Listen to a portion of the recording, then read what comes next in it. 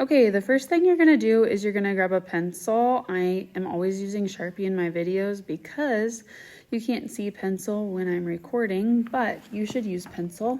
And then we're gonna get a picture of a dog shaking, and you are going to try your best to draw it. Here I am drawing my version. It's okay if it looks a little bit cartoony, if you would like it to, but we are trying to show the movement of a dog shaking. So it depends on what kind of dog you chose of how your drawing will look. If you need help, please don't hesitate to ask. Then we're going to grab some watercolor. My dog was brown and black, so I just grabbed those two colors. If you need other colors, we can get you those. And the more water you put into your watercolor, the lighter it's going to be. You can kind of see that on the edges. I wanted my dog to be a little bit darker brown, and in the middle I wanted it to be a little bit lighter brown. Then I add a little black on the edges to give that even darker effect.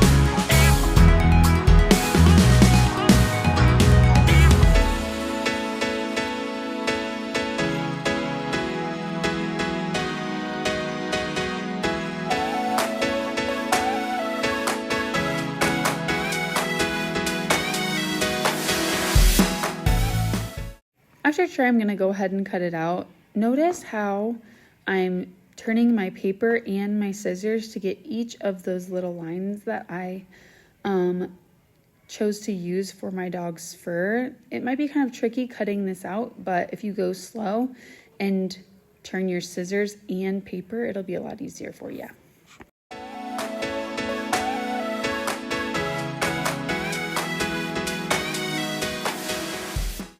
Now that my dog is all cut out, I'm going to go ahead and glue him on. Make sure you're gluing on the back of the dog and not on your background paper.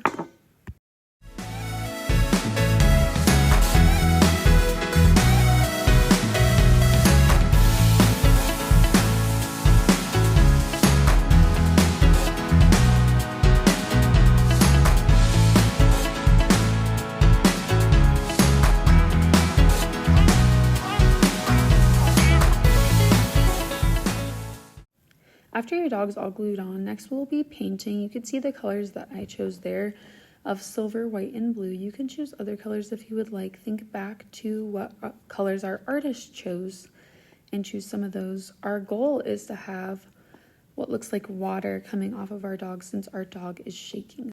If you need help knowing which way your line should go, let me know and I will help you.